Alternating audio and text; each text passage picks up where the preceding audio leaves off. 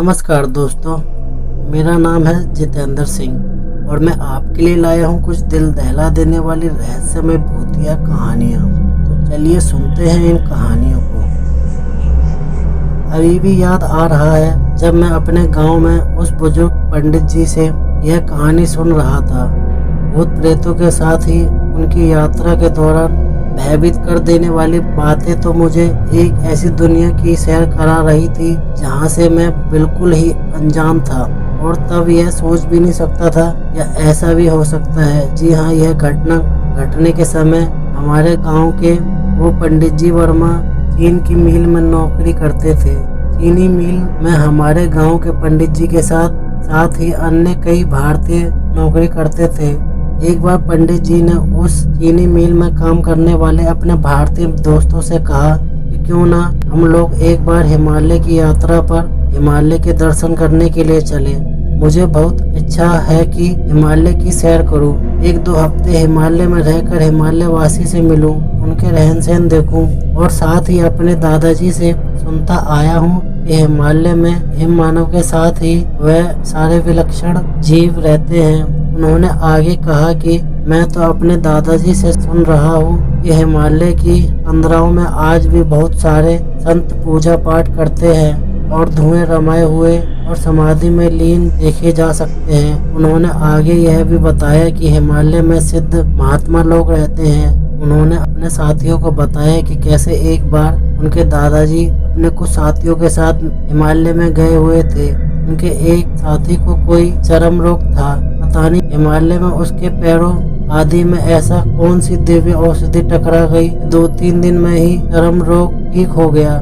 यह अलौकिक बातें सुनकर उनके 4 साथी हिमालय की यात्रा के लिए तैयार हो गए। पंडित जी अपने 4 अनुभवी बहादुर साथियों के साथ हिमालय की यात्रा पर निकल गए। उन्होंने हिमालयी क्षेत्र में कई हफ्ते बिताए और बहुत सारी अलौकिक रोंगटे खड़े कर देने वाली यह घटनाएं आज भी मेरे जहन में वैसे ही मौजूद है जैसे मैंने उन पंडित जी से 20-25 साल पहले सुन रखी है। पंडित जी ने बताया कि एक दिन वे बहुत ही सुबह अपने साथियों के साथ हिमालय में एक छोटे शिखर पर चढ़ रहे थे।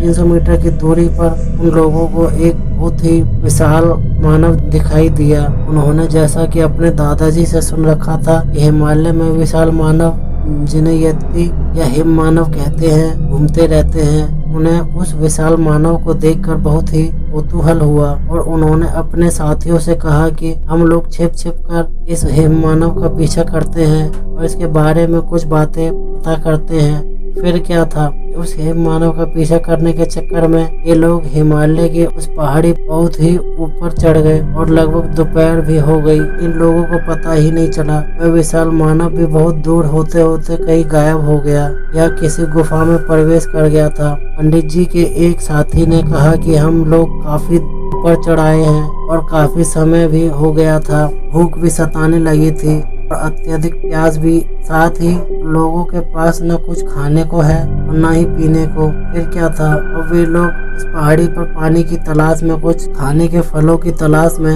आसपास भटकने लगे। अचानक उन लोगों को आभास हुआ कि वे लोग रास्ता भटक गए हैं। यह आभास होते ही सबकी सांस अटक गई। अब क्या किया जाए, इधर जाया जाए। एक पेड़ के नीचे वे लोग बैठकर भगवान से गुहार करने लगे कि काश कोई आ जाए और उन्हें रास्ता दिखा दे। और वे लोग गलती से ऐसे क्षेत्र में प्रवेश कर गए थे जहाँ किसी मनुष्य का नाम निशान नहीं लग रहा था। धीरे धीरे शाम भी होने लगी थी और प्यास भूख से इन लोगों का बहुत ही बुरा हाल हो रहा था। दिमाग भी काम करना बंद कर दिया था।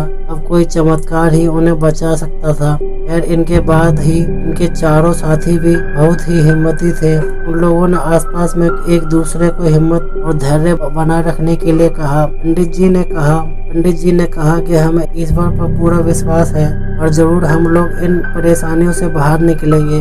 अचानक इनके एक साथी ने अपनी सुरती वाली थैली टटोली और उसमें से सुरती निकालकर उसमें चूना मिलाकर मसलते हुए कहा, दिमाग काम नहीं कर रहा तो क्यों ना तम्बाकू का आनंद लिया जाए। इतना कहकर वह तम्बाकू को मसलने लगा। थूकने के बाद अपनी आदत अनुसार उसने अपने साथियों को थोड़ी तम्बाकू देने से पहले थोड़ी सी तम्बाकू वहाँ यह कहते हुए गिरा दिया, जय हो यहाँ के भूत प्रेत बाबा, कृपया ग्रहण करें। हम लोगों की भूल को क्षमा करते हुए हमें राह दिखाए, हमें घर पहुँचाए। जी हाँ, उस चढ़ाई हुई तम्बाकू ने अपना काम कर दिया। अचानक वहाँ बहुत ही भयानक और तेज हवा चलने लगी। छोटे छोटे पेड़ अजीब तरह से एक दूसरे से टकराए और एक विशाल भूत काया प्रकट हो गई। वह काया देखने में तो इंसान जैसी ही थी, पर आकार प्रकार एकदम अलग, जो उसे प्रेत होने की पुष्टि कर रही थी। उनके साथी डरे नहीं, लेकिन हाथ जोड़कर अभिवादन की मुद्रा में उस विशाल काया की ओर देखने लगे।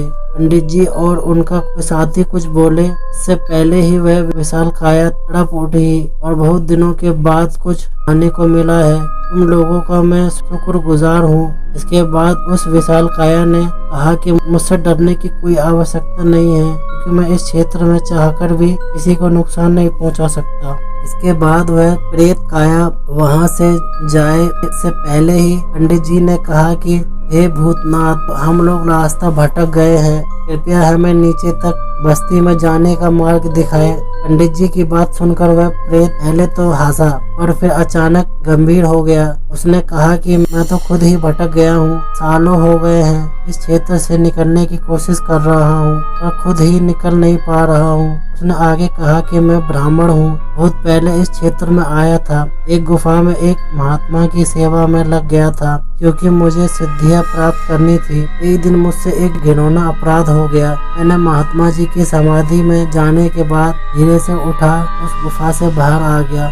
गुफा से बाहर आने के बाद अपनी थोड़ी सी शक्ति जो मुझे प्राप्त हुई थी, उसके बल पर आसपास अपने तपोबल से नजर दौड़ाई। मुझे पास में ही किसी भूतनी के होने का आभास हुआ। मैंने अपनी शक्ति से उसे अपनी ओर खींच लिया और उसे एक सुंदर युवती में परिवर्तित कर दिया। फिर मैं उसके साथ विवाह करने लगा।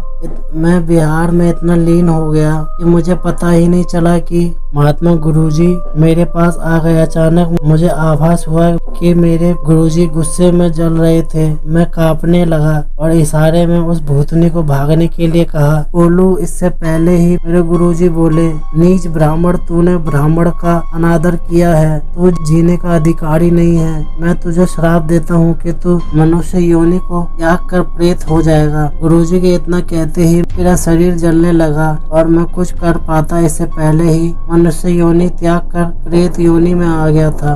इसके बाद गुरुजी ने कहा कि तू आसपास के क्षेत्रों में ही भटकता रहेगा, अपने किए की सजा भुगतता रहेगा। इतना कहकर गुरुजी गुफा में प्रवेश कर गए।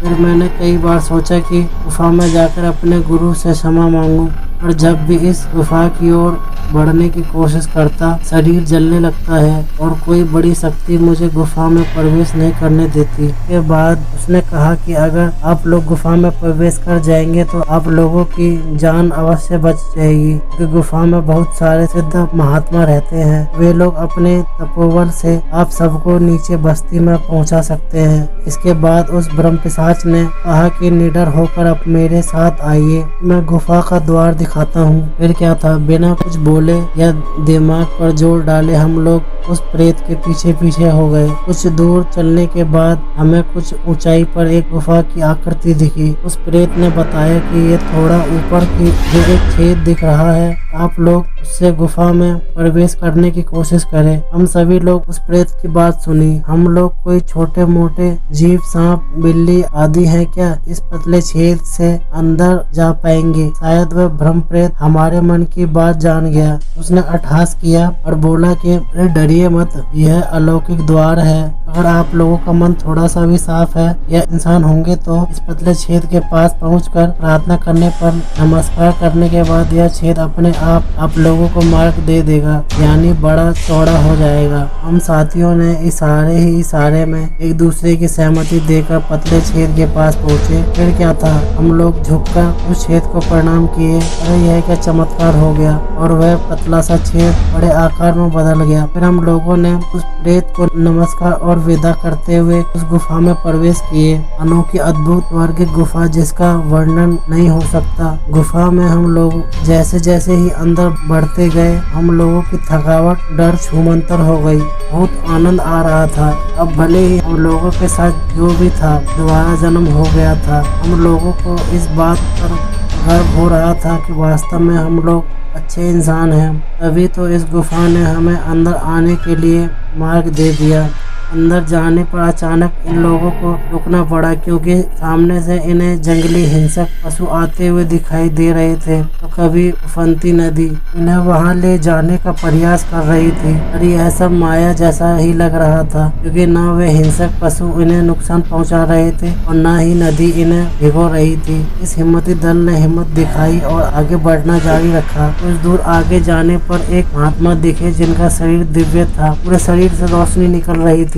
मस्तक सूर्य जैसा चमक रहा था। चेहरे पर एक अतुल्य रहस्यमय मुस्कान तैर रही थी और वे दिव्य महात्मा धीरे धीरे चहलकदमी कर रहे थे। हम लोग सहम गए और हाथ जोड़कर जहाँ थे वहीं खड़े हो गए। फिर क्या हुआ कि उस दिव्य महात्मा ने और अंदर आने के लिए कहा और बिना कुछ बोले गुफा में एक तरफ बैठ जाने का इशारा किया। उस गुफा की सबसे रहस्य अलौकिक बात यह थी कि जिस किसी ने जितनी जगह चाहिए थी वह अपने आप मिल जाती। अरे यह क्या! ज्यों ही हम लोग बैठने वाली जगह पर खूबसूरत और आरामदायक बिस्तर बिछ गए, उस महात्मा की सौम्य आवाज सुनाई दी। मनुष्य श्रेष्ठ से लगता है कि आप लोग रास्ता भटक गए हैं और काफी देर से परेशान हैं। आप लोगों को भूख और प्यास भी लग रही है। आप लोगों को रास्ता बताने से पहले हमारा यह कर्तव्य बनता है कि आप अतिथियों की सेवा करो। इतना कहने के बाद उस महात्मा जी ने वही पास में लगी तुलसी माता के कुछ पत्तों को तोड़ा और हम पांचों के सामने एक एक रख दिए। फिर क्या था, एक नया रहस्यमय चमत्कार। मिनटे नहीं लगे तुलसी पत्ते को तोड़ा थाली गिलास स्वादिष्ट व्यंजनों में परिवर्तित होने में। तब से अनोखी बात तो यह थी हम सब की थाली में अलग अलग व्यंजन थे, यानी हमारे मन में उस समय जो खाने की इच्छा हो रही थी वही व्यंजन से हम लोगों की थाली भरी पड़ी थी। फिर क्या था, उस दिव्य महात्मा का आदेश मिलते ही हम लोगों ने दिव्य प्रसाद का आनंद उठाकर पूरी तरह से तृप्त हो गए। भोजन करने के बाद उस महात्मा जी ने कहा कि गुफा में बहुत सारे महात्मा समाधि पूजा पाठ में लीन हैं। आप लोग इस गुफा में इससे आगे नहीं जा सकते। मैं तो इन दिव्य गुरुओं का एक छोटा सा सेवक हूँ जो इन सब की सेवा में लग रहा हूँ। उस दिव्य महात्मा ने यह बात बताई कि वे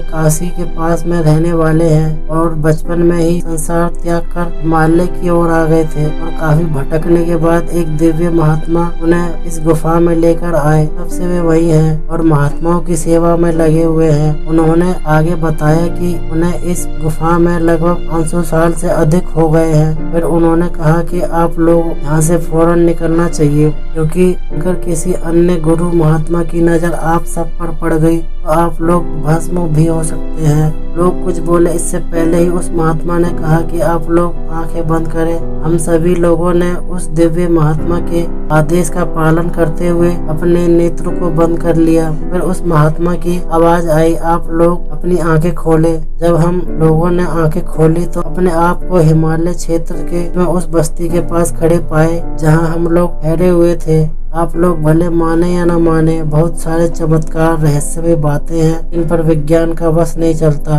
तो दोस्तों ये थी आज की कहानी। अगर आपको ये कहानी अच्छी लगी हो तो इस कहानी को लाइक करें, कमेंट करें और अपने दोस्तों के साथ फेसबुक और व्हाट्सएप पर शेयर करें। और अगर आप ऐसी ही भूतिया कहानियाँ सुनना पसंद करते हैं तो हमारे साइबर टीवी यूट्यूब चैनल को सब्सक्राइब जरूर करें और बेल आइकन को ऑल पर सेट करना ना भूलें क्योंकि हम ऐसे ही भूतिया कहानियाँ अपलोड करते रहते हैं। और वीडियो देखने के लिए धन्यवाद।